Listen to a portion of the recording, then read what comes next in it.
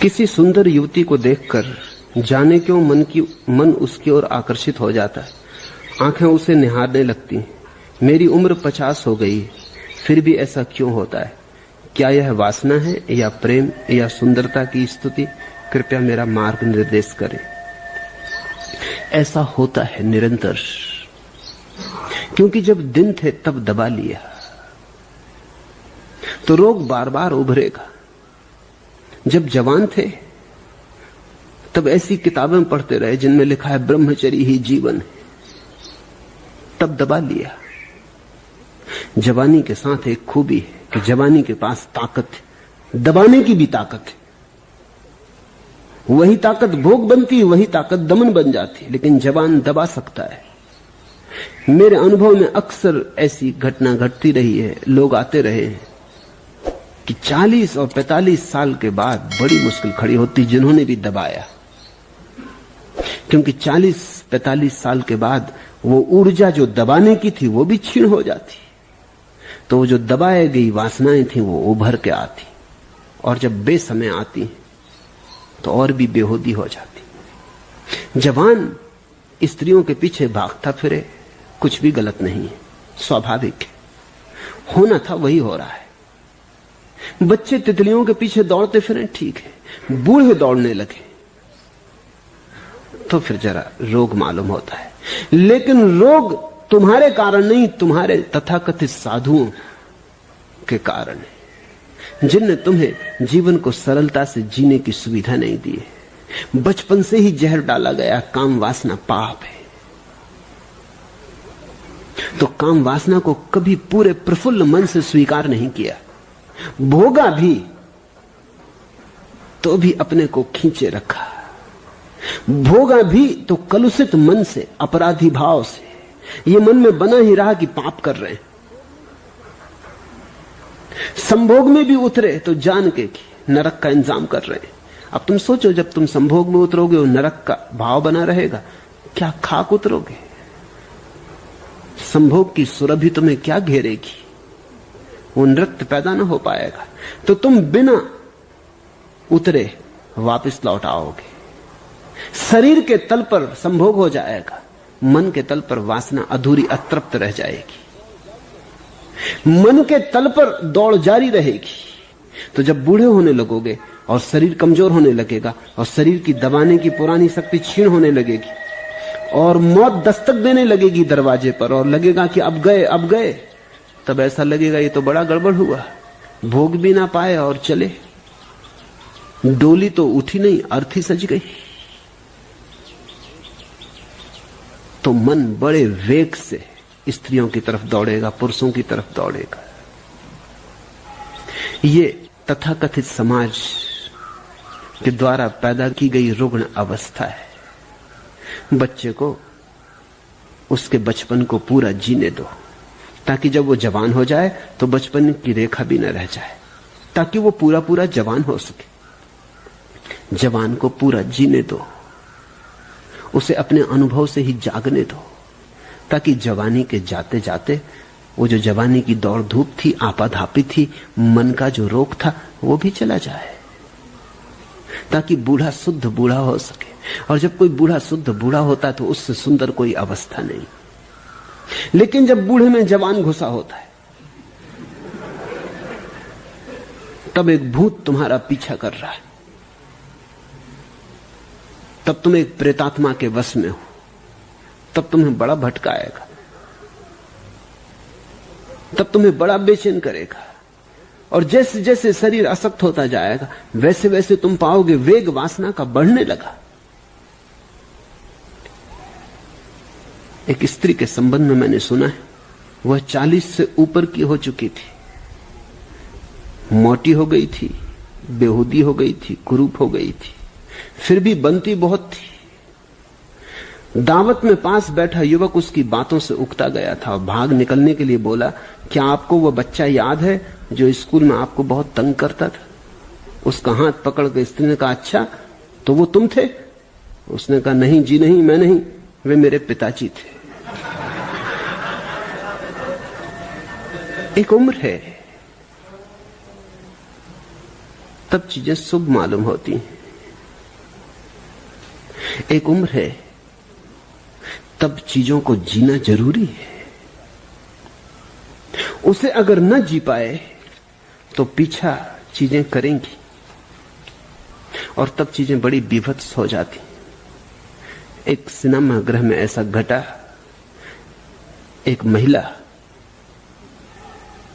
पास में बैठे एक बदतमीज बूढ़े से तंग आ गई थी, जो आधे घंटे से सिनेमा देखने की बजाय उसे ही घूरे जा रहा था। आखिर उसने फुसफुसाकर उस आदमी से कहा, सुनिए, आप अपना एक फोटो मुझे देंगे? आदमी बाग बाग हो गया।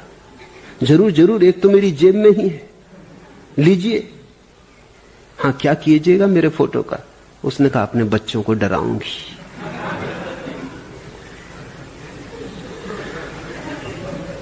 सावधान रहना। वही जो एक समय में शुभ है दूसरे समय में अशुभ हो जाता है। वही जो एक समय में ठीक था, सम्यक था, स्वभाव के अनुकूल था, वही दूसरे समय में अरुचिपूर्ण हो जाता है, बेहुदा हो जाता है। तो जिन मित्र ने पूछा है उनको थोड़ा जाग के अपने मन में पड़ी हुई दबी हुई वासनाओं को अंतर्दर्शन करना होगा। अब मत दबाओ, कम से कम अब मत दबाओ। अभी तक दबाया उसका ये दुष्फल है। अब इस पर ध्यान करो, क्योंकि अब उम्र भी नहीं रही कि तुम स्त्रियों के पीछे दौड़ो, या मैं तुमसे कहूं कि उनके पीछे दौड़ो। वो बात जचेगी नहीं, वो तुमसे फोटो मांगने लगेंगी।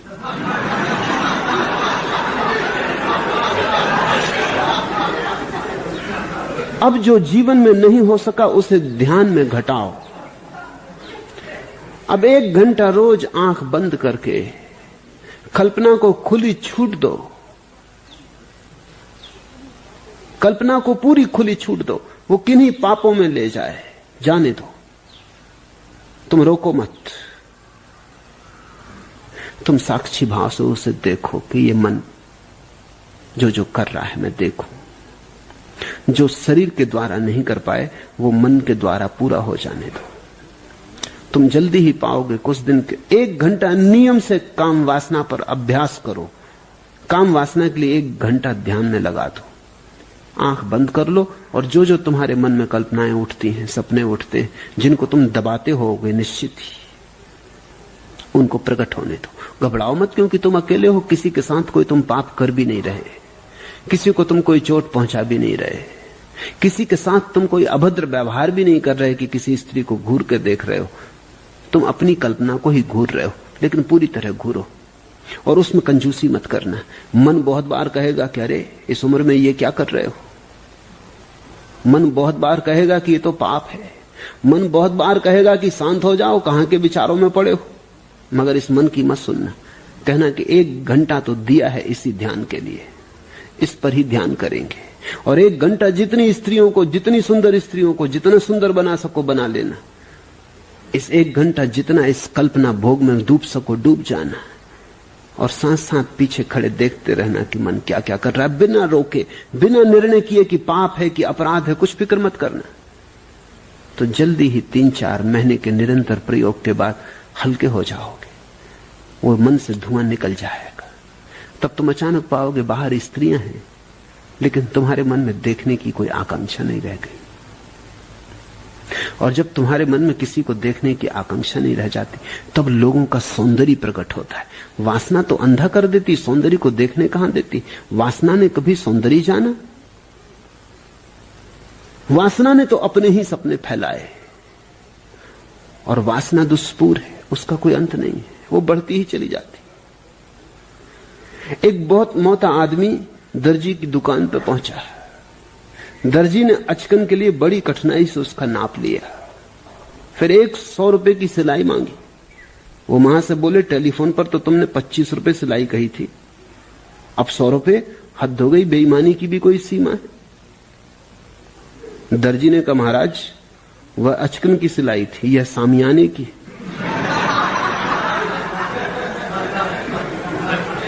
अचकने सामियाने बन जाती। वासना फैलती ही चली जाती है, तंबू बड़े से बड़ा होता चला जाता है। अचकंटक ठीक था, लेकिन जब सामियाना ढोना पड़े चारों तरफ तो कठिनाई होती। मैं अड़चन समझता हूं, लेकिन अड़चन का तुम मूल कारण ख्याल में ले लेना। तुमने दबाया है, तुमने दमन किया है, तुम गलत शिक्षा और गलत संस्कारों के द्वारा अभिशापित हुए हो। तुमने जिन्हें साधु महात्मा समझा है, तुमने जिनकी बातों को पकड़ा है, न वे जानते न उन्होंने तुम्हें जानने दिया है। मेरे पास साधु सन्यासी आते हैं तो कहते हैं एकांत में आपसे कुछ कहना। मैं कहता हूं सभी के सामने कह दो एकांत की क्या जरूरत। वो कहते हैं कि नहीं, एकांत में। अब तो मैंने एकांत में मिलना बंद कर दिया है, क्योंकि एकांत में जब भी साधु सन्यासी आए तो वो एकांत ही मांगते, और एकांत में एक ही प्रश्न है उनका कि ये काम वासना से कैसे छुटकारा हो। कोई 70 साल का हो गया है, कोई 40 साल से मुनि है, तो तुम क्या करते रहे 40 साल? कहते क्या बताएं, जो जो शास्त्र में कहा है, जो जो सुना है वो करते रहे। उससे तो हालत और बिगड़ती चली गई। मवाद को दबाया है, निकालना था। घाव पे तुमने ऊपर से मलहम पट्टी की है, ऑपरेशन की जरूरत थी। तो जिस मवाद को तुमने भीतर छिपा लिया वो अब तुम्हारे रग रग में फैल गई। अब तुम्हारा पूरा शरीर मवाद से भर गया है, तो थोड़ी सावधानी बरतनी पड़ेगी। ऑपरेशन से गुजरना होगा, और तुम ही कर सकते हो वो ऑपरेशन, कोई और कर नहीं सकता। तुम्हारा ध्यान ही तुम्हारी शल्य क्रिया होगी। तो अब 1 घंटा रोज तुम चकित होगे। अगर तुमने 1-2 महीने भी इस प्रक्रिया को बिना किसी विरोध के भीतर उठाए, बिना अपराध भाव के निश्चिंत मन से किया, तो तुम अचानक पाओगे धुएं की तरह कुछ बातें खो गई। महीने 2 महीने के बाद तुम पाओगे तुम बैठे रहते हो, घड़ी बीत जाती, कोई कल्पना नहीं आती, कोई वासना नहीं उठती। तब तुम अचानक पाओगे अब तुम चलते हो बाहर, तुम्हारी आंखों का रंग और अब तुम्हें सौंदर्य दिखाई पड़ेगा, क्योंकि सब सौंदर्य परमात्मा का सौंदर्य है। और स्त्री का पुरुष का कोई सौंदर्य होता है, फूल का पत्ती का कोई सौंदर्य होता है? सौंदर्य कहीं से भी प्रकट हो, सौंदर्य परमात्मा का है, सौंदर्य सत्य का है। लेकिन सौंदर्य को देख ही वही पाता है जिसने वासना को अपनी आंख से हटाया। वासना का पर्दा आंख पे पड़ा रहे, तुम सौंदर्य थोड़ी देखते हो। सौंदर्य तुम देख ही नहीं सकते। वासना कुरूप कर जाती सभी चीजों को। इसलिए तुमने जिसको भी वासना से देखा वही तुम पे नाराज हो जाता। कभी तुमने ख्याल किया, किसी स्त्री को तुम वासना से देखो वही बेचैन हो जाती, किसी पुरुष को वासना से देखो वही थोड़ा उद्विग्न हो जाता है। क्योंकि जिसको भी तुम वासना से देखते हो उसका अर्थ क्या हुआ? उसका अर्थ हुआ कि तुमने उस आदमी या उस स्त्री को कुरूप करना चाहा। जब भी तुम किसी को वासना से देखते हो उसका अर्थ हुआ कि तुमने किसी का साधन की तरह उपयोग करना चाहा, तुम किसी को भोगना चाहते हो। और प्रत्येक व्यक्ति साध्य है, साधन नहीं है। तुम किसी को चूसना चाहते हो, तुम किसी को अपने हित में उपयोग करना चाहते हो, तुम किसी के व्यक्तित्व को वस्तु की तरह पद्दलित करना चाहते हो। वस्तुओं का उपयोग होता है, व्यक्तियों का नहीं। लेकिन जब तुम वासना से किसी को देखते हो, व्यक्ति खो जाता है, वस्तु हो जाती है। इसलिए वासना की आंख को कोई पसंद नहीं करता है। जब वासना खो जाती तो सौंदर्य का अनुभव होता है, और जब सौंदर्य का अनुभव होता है तो तुम्हारे भीतर प्रेम का आविर्भाव होता है। प्रेम उस घड़ी का नाम है जब तुम्हें सब जगह परमात्मा और उसका सौंदर्य दिखाई पड़ने लगता है। तब तुम्हारे भीतर जो ऊर्जा उठती, जो अहिर्निश गीत उठता है, वही प्रेम। अभी तो तुमने जिससे प्रेम कहा है उसका प्रेम से कोई दूर का भी संबंध नहीं। वो प्रेम की प्रतिध्वनि भी नहीं, वो प्रेम की प्रतिछाया भी नहीं, वो प्रेम का विकृत रूप भी नहीं है। वो प्रेम से बिल्कुल उल्टा है। इसलिए तो तुम्हारे प्रेम को घृणा बनने में देर कहां लगती। अभी प्रेम था, अभी घृणा हो गई। एक क्षण पहले जो मित्र था क्षण भर बाद दुश्मन हो गया। क्षण भर पहले जिसके लिए मरते थे क्षण भर बाद उसको मारने को तैयार हो गए। तुम्हारा प्रेम प्रेम है, घृणा का ही बदला हुआ रूप मालूम पड़ता है। प्रेम सिर्फ तुम्हारी बातचीत है। प्रेम तो उनका अनुभव है जिनकी आंख से वासना गिर गई, जिन्हें सौंदर्य दिखाई पड़ा, जिसे सब तरफ उसके नृत्य का अनुभव हुआ, जिस सब तरफ परमात्मा की पग ध्वनि सुनाई पड़ने लगी, फिर प्रेम का आविर्भाव होता है। प्रेम यानी प्रार्थना, प्रेम यानी पूजा, प्रेम यानी अहोभाव, धन्यता, कृतज्ञता। नहीं, अभी तुम्हें प्रेम का अनुभव नहीं हुआ, अभी तो तुमने वासना को भी नहीं जाना। प्रार्थना को तुम जानोगे कैसे? वासना को जानो ताकि वासना से मुक्त हो जाओ। जब मैं निरंतर तुमसे कहता हूं वासना को जानो, तो मैं यही कह रहा हूं कि वासना को मुक्त होने का एक ही उपाय है, उसे जान लो। जिसे हम जान लेते हैं उसी से मुक्ति हो जाती। सत्य बड़ा क्रांतिकारी है, जान लेने के अतिरिक्त और कोई रूपांतरण नहीं।